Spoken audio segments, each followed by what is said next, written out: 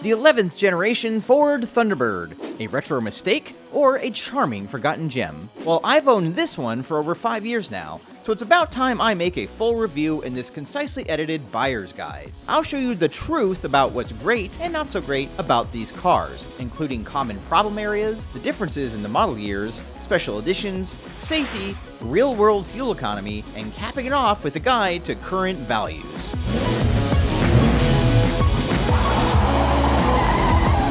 Welcome to Retro Cars Forever. My name is Brad, and a lot of you know me as a Corvette guy. But today I'm excited to talk about my other car, this 2002 Ford Thunderbird. Technically, this is my wife's car, but I've driven it as much as she has over the past 5 years of ownership and learned a lot firsthand about these Retrobirds.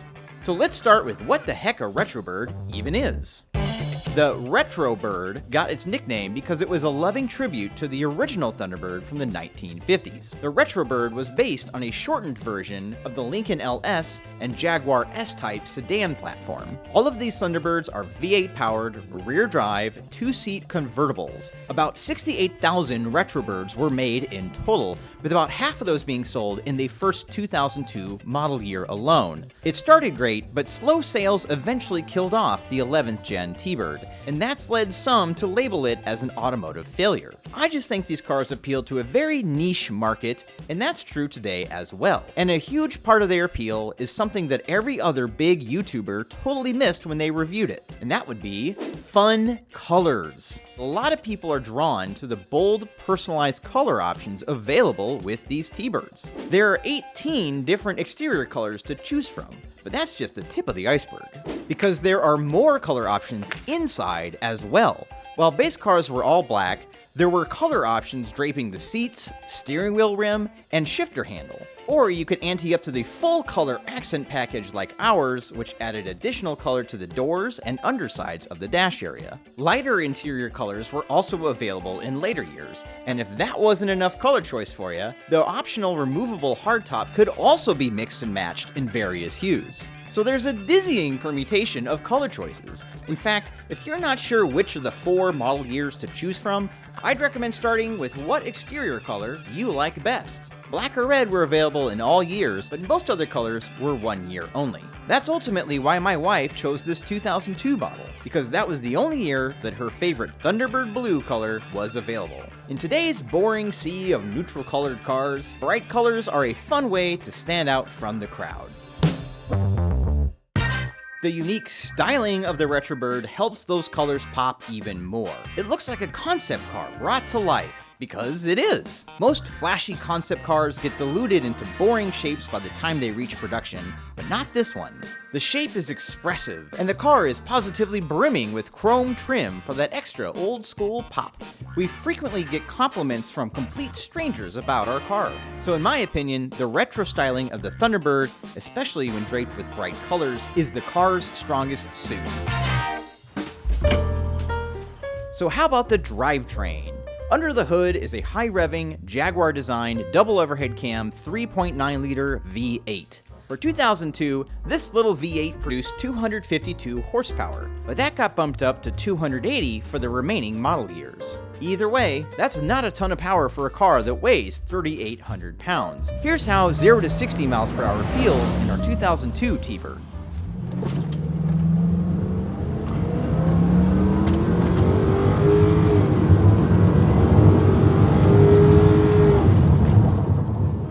In instrumented track testing when these were new, 0 to 60 took about 7 seconds for 2002 models and about 6.5 seconds for the more powerful later years. Quick, but it's not going to pin you back in the seat. And the engine sound is pretty muted. I kind of wish you could hear more of it. Here's what the stock exhaust sounds like.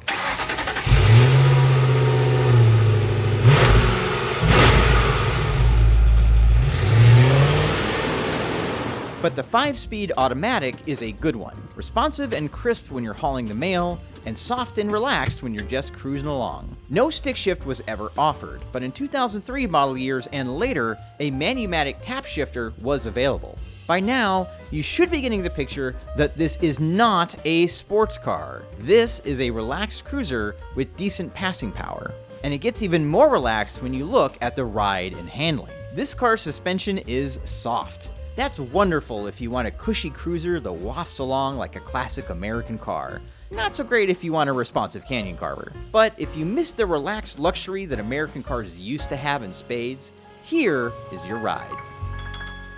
That sense of luxury and comfort extends into the interior. This is one of the roomiest two-seaters ever made. The standard leather seats are very comfortable, and both seats have power adjustments. The power adjustable steering column even automatically tilts the wheel up and out of the way to make it as easy as possible to get in or out of the car. There's two very usable cup holders, and the controls are all very simple and easy to operate. Exclusive to 2002 models, there's even a thoughtful little hook on the glove box, perfect for a shopping bag or a purse. One area in which the Retrobird gets a lot of criticism is the lower quality of the interior plastics. And yeah, they're not great, but that was par for the course with most cars from this era. And thankfully, Ford did a great job of dressing up the interior with real aluminum bits, as well as these little ribs in the doors that actually look like a bird's wings when they're open. The gauges are also nicely detailed. The ones you see here are unique to the 2002 model year, whereas the later years, like this one, were styled with a more separated design. Overall, it's a nice, comfortable cockpit and a great place to spend time in, especially on those long-distance journeys. However, make sure you're careful packing, as the trunk doesn't have a ton of space.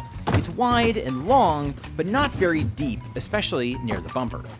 Less junk in the trunk is the price you pay for that beautiful slimmed down butt. There is extra storage room behind the front seats, where there's a useful cubby for road trip snacks or an extra duffel bag or two.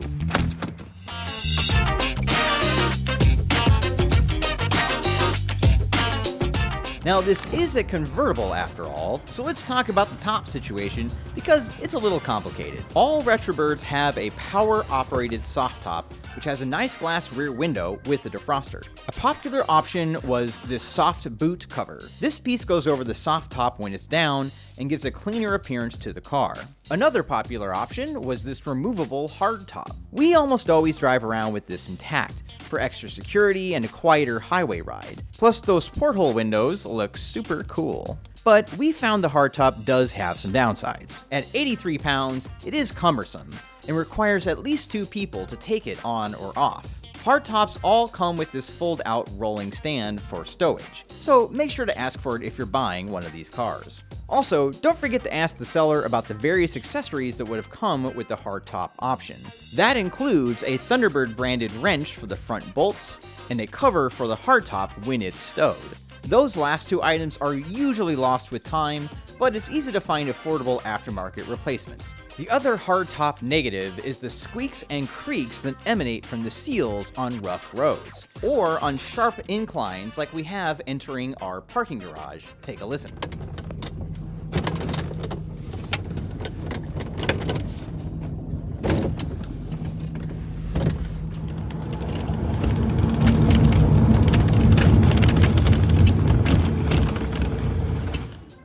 Nothing cures these sounds entirely, but the best way to minimize the noise is to keep the rubber seal on the bottom as clean and soft as possible, using rubber conditioner on it at least once a year.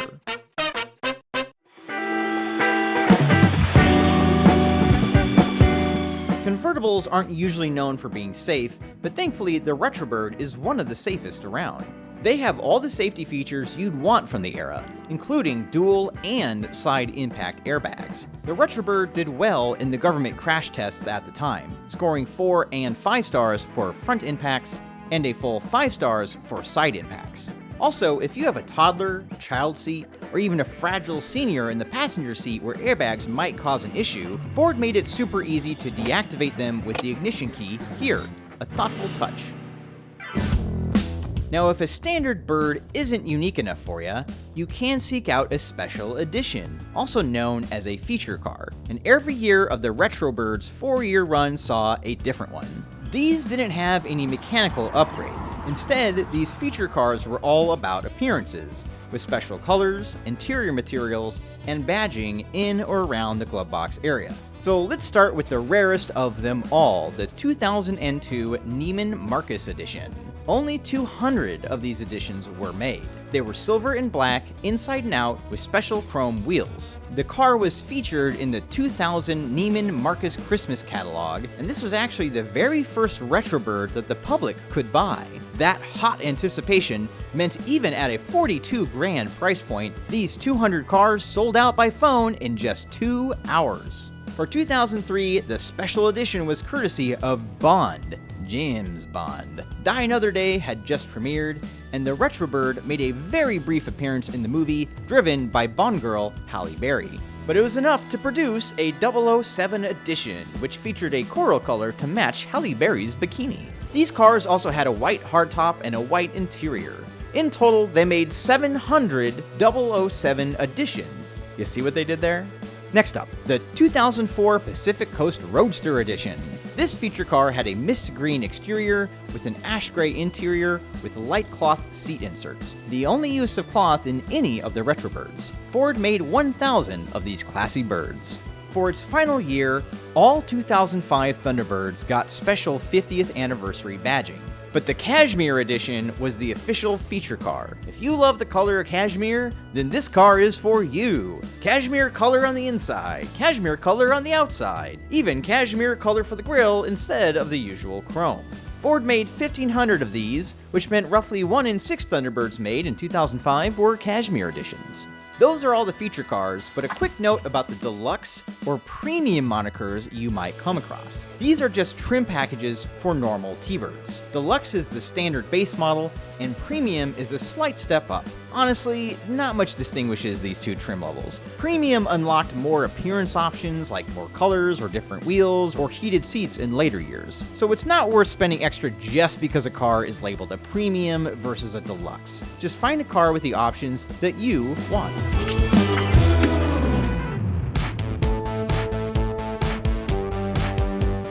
Today's gas prices might make you think twice about owning a heavy, V8 powered car like this, so here's what gas mileage you can expect. The EPA rates the car at 15 miles per gallon in the city, 22 on the highway, and 17 overall. That's about what we've gotten with our car, though the grind of true stop-and-go traffic, like what we have here in Los Angeles, means 12 or 13 miles per gallon is a more realistic city number. Also note that these cars require premium fuel. Budget accordingly.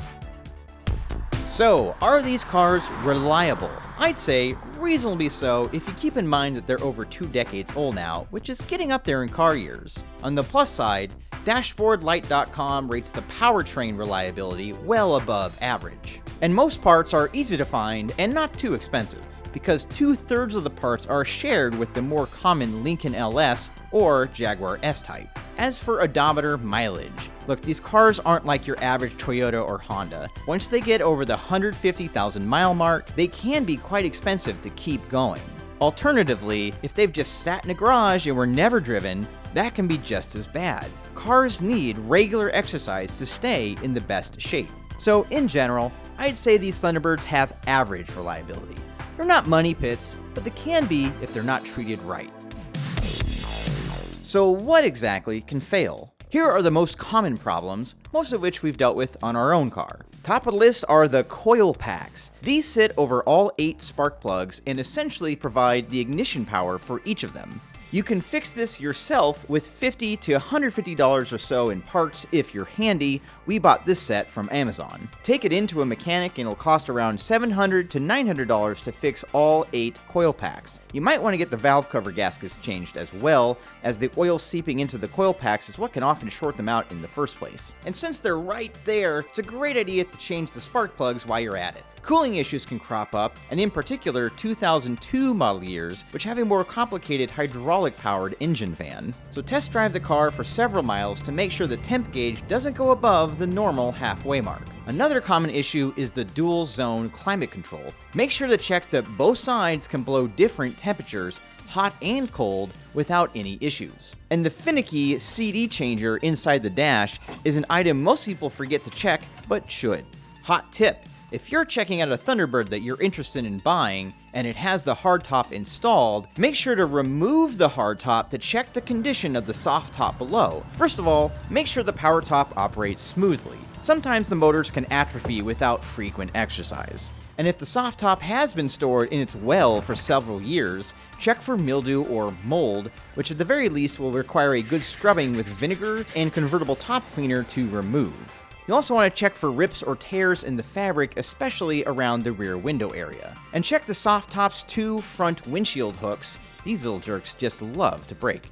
The front electronic module can sometimes fail, which will bug out systems like the power steering, power top, and even interior and exterior lighting. Replacements are hard to come by and cost well over $1,000, so rebuilt units are a more common option. ThunderbirdBob.com offers this service for $400.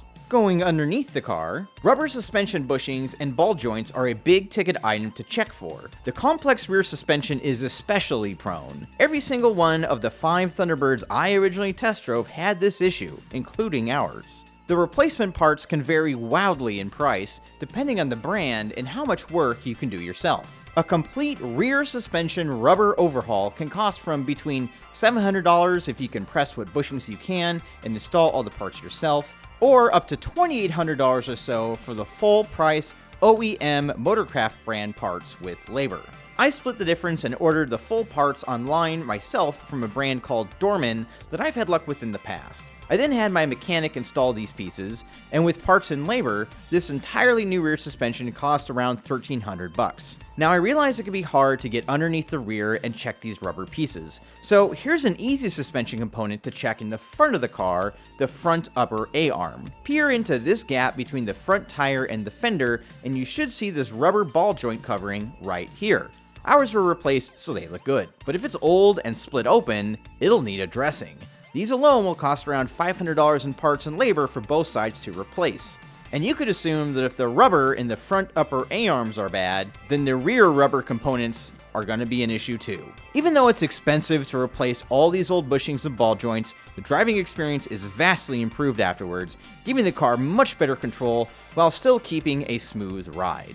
Speaking of old rubber, check the tires. Even if tires have tread that has plenty of depth, they should only be used for about 6 years. After that point, the old rubber gets brittle and won't ride as smoothly or grip the road as well, and worst of all, can lead to a potential blowout. It's easy to check how old the tires are. Find the DOT code and look at the last 2 digits. This will tell you the year that the tire was manufactured, in this case 22 for the year 2022, so these are plenty new. If you need them, 4 new tires cost around $700 to $1,400 installed, depending on the brand. Speaking of old tires, open the trunk, remove the cover, and check if the spare tire is original. Most likely, it is. Occasionally, the decades-old rubber can dry out and blow all on its own. The exploding tread can then take out the battery and fuses right next to it. So best to get that tire replaced with fresh rubber before that happens. The spare tire and mounting will cost you around $200, but that's worth it for the peace of mind. Another hot tip: for any repair work you need to pay for, only go to a Ford dealership as a last resort. In my experience, these cars are so old and so rare that most Ford dealerships have little to no experience with them, but they will still charge top dollar. So save your money and go to a trusted independent mechanic or reputable shop instead. Alright, let's get down to brass tacks. How much are these Thunderbirds worth? Standard valuation tools like Kelley Blue Book aren't really accurate with cars as old as this, so I spent a few days pulling together my own database of values from numerous sources. That included Haggerty, recent auctions from Bring a Trailer, eBay, and Mecum, Concept Cars auction valuation metric, as well as private sales on Craigslist. This is going to cover examples with clean titles in the 100 to 25,000 mile range and fair to excellent condition. Most of the examples out there will fall somewhere in this range. Starting off, we have the base values, and note that the 2002 model years are worth $1,000 less than the later years, due to those later years' rarity and minor improvements that I mentioned earlier. Now, onto the values of the special edition feature cars. They're worth this much over an equivalent base car, with the rarer editions being the most valuable. And the rarest of them all, the 200 run Neiman Marcus edition, is so collectible that they're hardly ever driven. Most examples are well below the 25,000 mile threshold I'm going over in this valuation tool. So just know the good ones go for between 32 and 42 grand if you can even find one. Now, let's build from those base values. The removable hardtop is a common option that adds an extra $1,000. Top accessories add another combined $1,000. By this I mean the hardtop stand, hardtop cover, boot cover, and T-handle wrench. But what really adds value are service records. The more complete, the more valuable they are. Service records are important because most Thunderbirds aren't driven much, and many owners don't realize that even a seemingly perfect car that's just sitting around has consumables such as fluids that need changed every few years because of age, not just because of mileage. These are all important bits of preventative maintenance that most owners ignore, and you can easily spend $2 to $4 grand to get a Retrobird up to a baseline level. But you'll also want records to verify if any of the common problems I mentioned earlier have been addressed. Definitely worth thousands in peace of mind alone. So, add all that up, and there's the value of the particular car you're looking at. So, what are my final thoughts on the Retrobird? I realize it's not for everybody, but that's the point. In parking lots stuffed with stern, edgy, drab-looking cars, the Retrobird stands out as a bright, happy counterpoint. So it's not a sports car with razor-sharp handling, but it has classic styling with modern-day comfort, safety, and generally decent reliability. So if the classic soft-serve flavor that the Thunderbird dishes up sounds good to you, then don't hesitate to pick one up. That's my thoughts, but now let's hear from you in the comments below. What do you think about these Retrobirds? And if you've owned one, how's it been for you? While you're here, please consider subscribing and hitting the bell notification icon so you don't miss more Retro Cars Forever coming soon. A special thanks to Thunderbird Bob for fact-checking this video. His website is an excellent place to find hard-to-source Retrobird parts and accessories. And thank you for watching. Now it's time for this bird to fly.